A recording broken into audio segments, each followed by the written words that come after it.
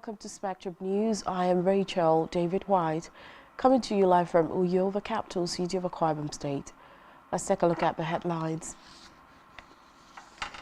Federal government seeks UAE Kaduna support for school feeding. Akwa Ibom State House of Assembly promises robust collaboration with executives. Plus, North Korea claims successful launch of spy satellite after prior failures. We'll bring you details of the stories and many more in a moment.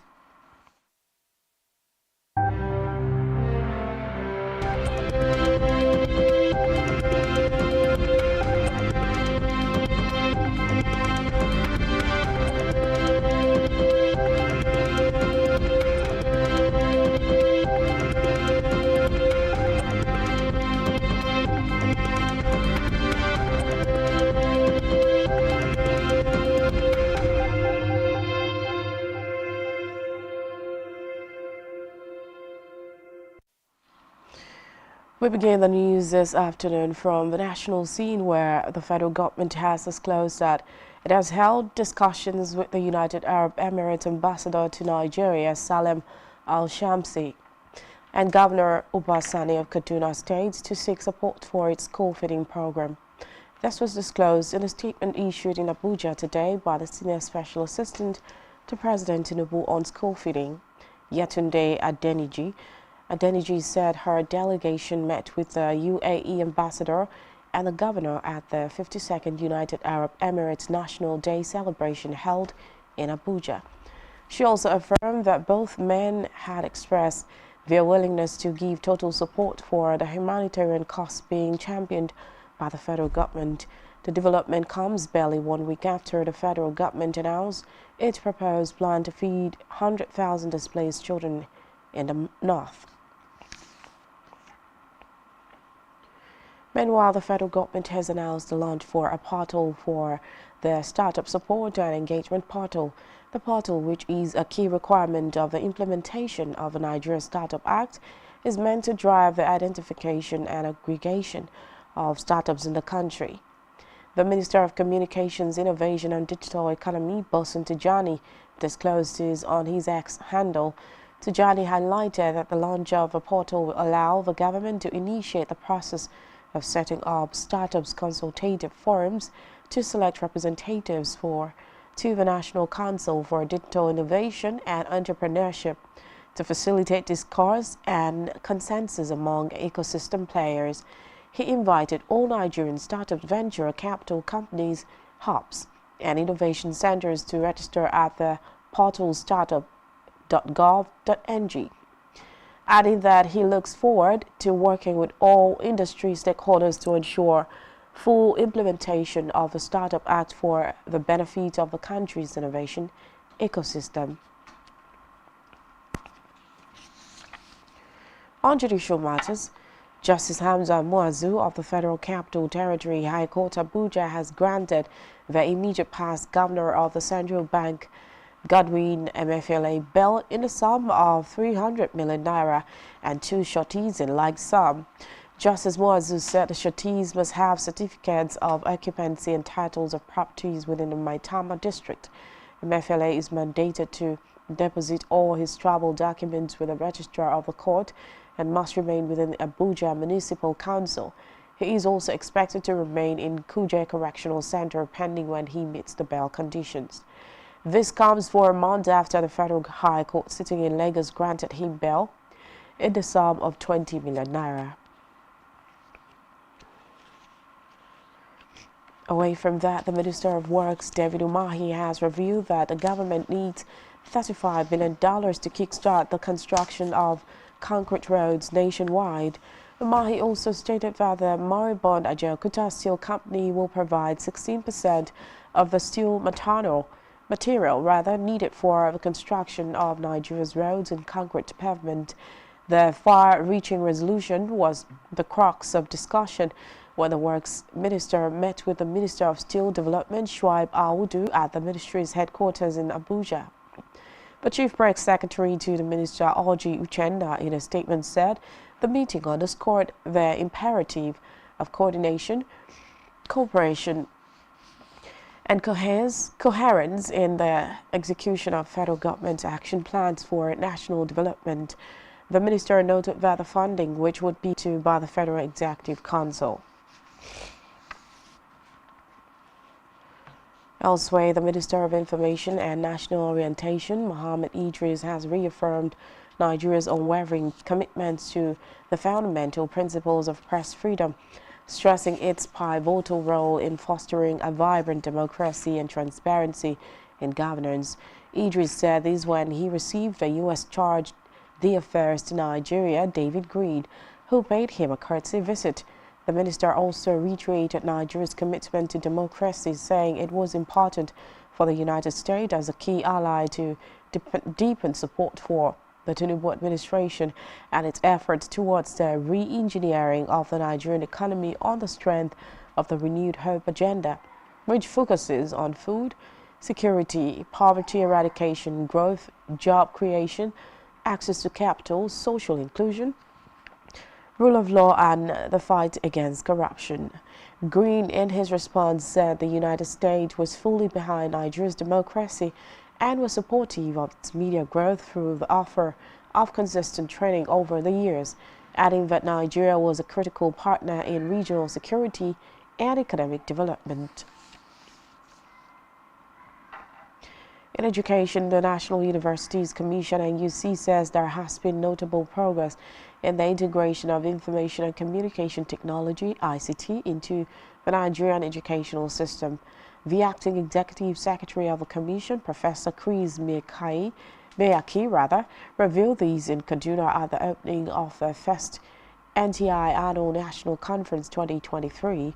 The executive director, represented by Professor Muhammad Yahaya of the University of Ibadan, said since 2009, NUC has been leading the way in the implementation of many programs designed to integrate open and distance learning (ODL) approaches in accordance with international best practices. He stated that the program had given university employees the ability to use technology to improve students' engagement. Back here, Akwa Ibom State Governor Pastor Moino yesterday presented the 2024 Estimate and Appropriation Bill to the State House of Assembly. In his presentation, the governor appealed for the timely passage of the budget for effective implementation. Our correspondent has the details. Governor Pastor Moino has presented a budget estimate of 845.632 billion naira for the 2024 fiscal year to the State House of Assembly for consideration and approval. Governor Ino, who made the presentation on the floor of the state legislature, said the 2024 budget estimates, Christian Arise budget for growth and expansion, is made up of 352.917 billion naira for recurrent expenditure and 492.715 billion naira for capital expenditure. The governor told the lawmakers that the implementation strategy will be to partner with foreign investors, widen infrastructure base of the state, and expand and maintain infrastructure services in healthcare, amongst others. As we review the performance of the 2023 budget, I'd like to inform you that a total of 850 billion was approved for the 2023 fiscal year, with a total recurrent expenditure of 394 billion and the capital vote of 455 billion.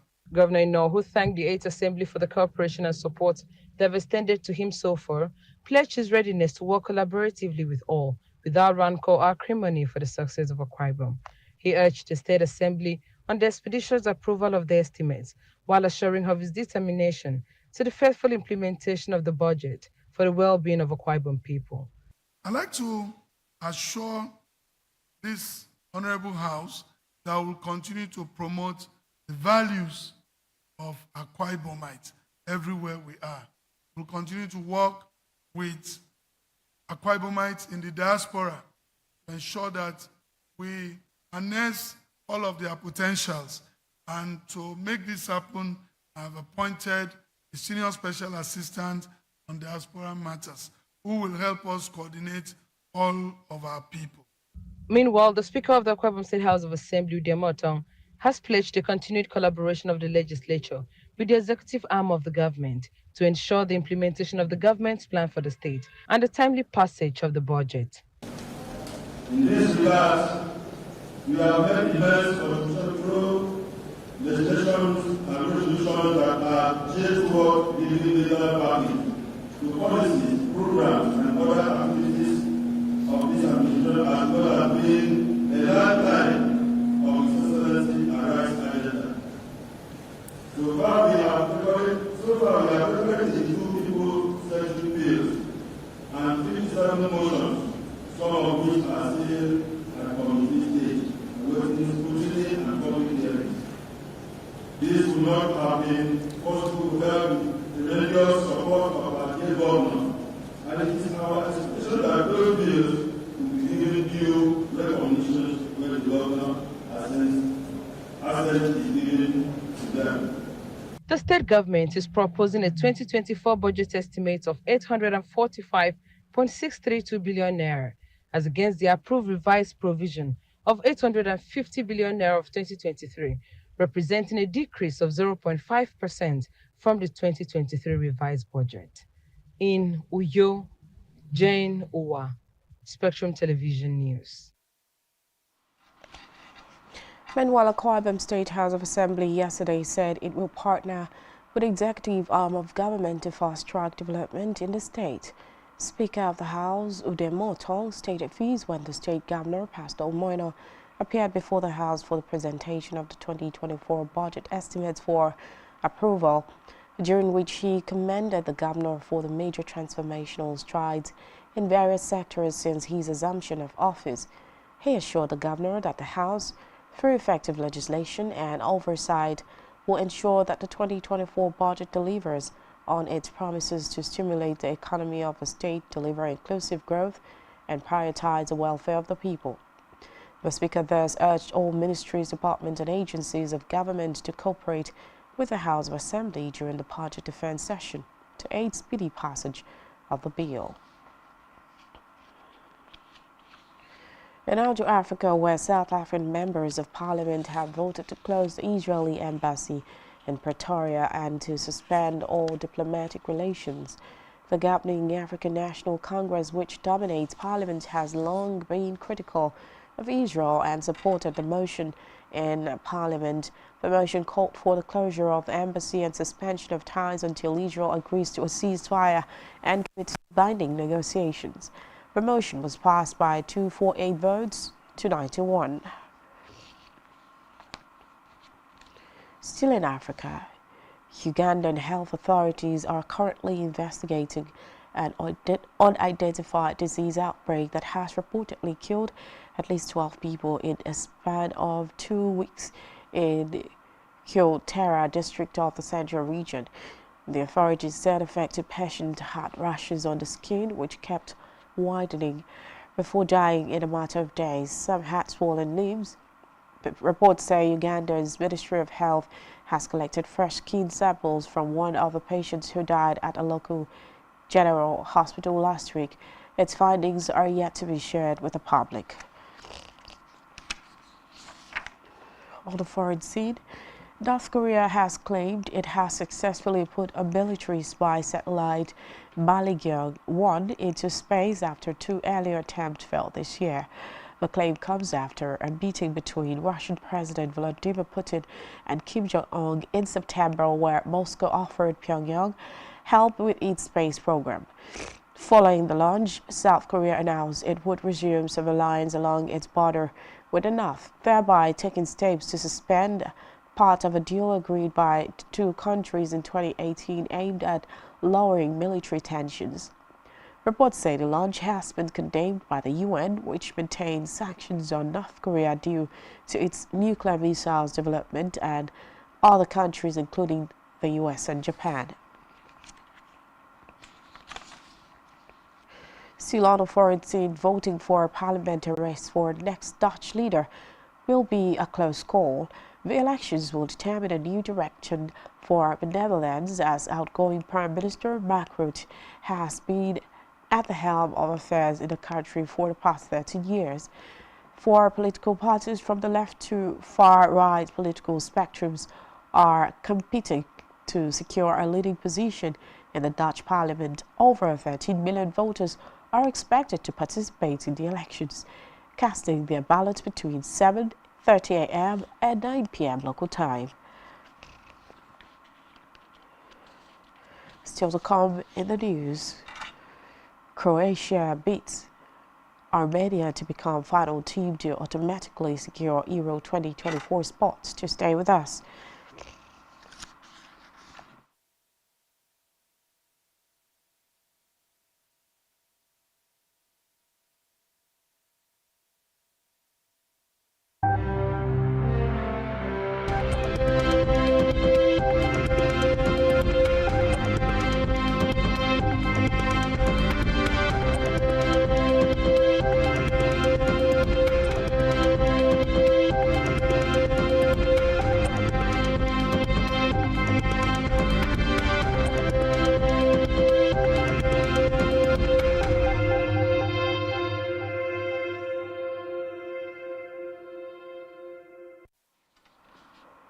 Welcome back and many thanks for staying with us. On our business news, World Bank has disclosed that rising inflation and low economic growth in Nigeria will push a further 2.8 million people into poverty by the end of 2023. It noted that Nigeria's high inflation reached a 17-year high of 24.1% year-on-year in July 2023, partially reflecting surging food prices and the temporary impact of the removal of fuel subsidy. The Global Bank stated that a cumulative 725 basis point hike in the monetary policy rate since May 2022 has had little effect on reining in inflation during the clutched transmission channels, also weakened by direct credit allocation by the central bank and the continued monetization of the fiscal deficit.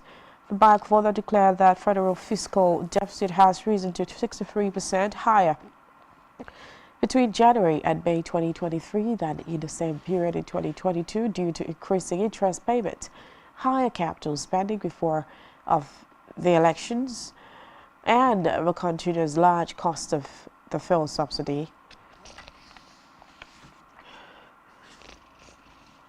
Still in business, the federal government has warned gas producers to stop discouraging awardees in the gas flare commercialization program from embarking on the project. It gave the warning at a meeting that had operators of the upstream petroleum industry and the chief executive of the Nigerian Upstream Petroleum Regulatory Commission, Gbenga Komolafe, in Abuja. In his address at the post-award engagement between the NUPRC and the producers operating asset under the Nigerian gas flare commercialization program, Komolafe stated that the Commission would not accept any ploy by gas producers to dissuade successful awardees from embarking on the project. The federal government, through the NUPRC, had issued relevant letters of award to 42 individual companies for all 49 flare sites on offer in September 2023.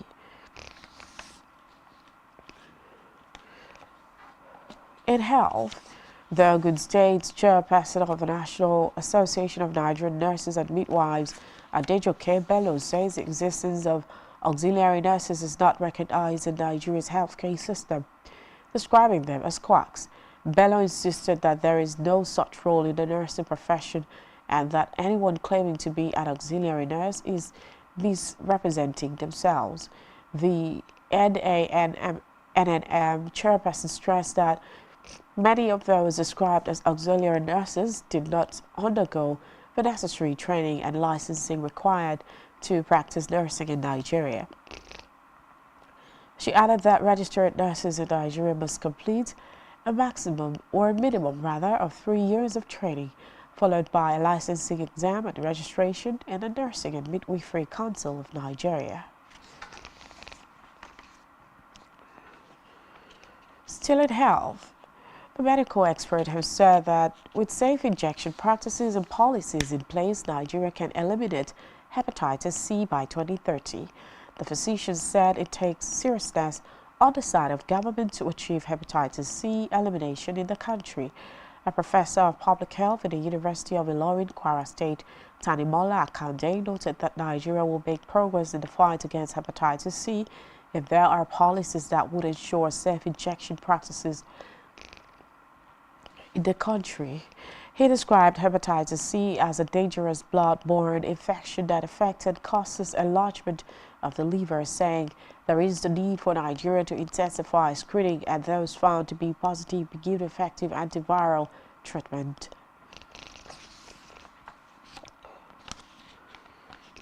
Now to sport, where Croatia became the final team to automatically secure their place in Euro 2024 with victory over Armenia.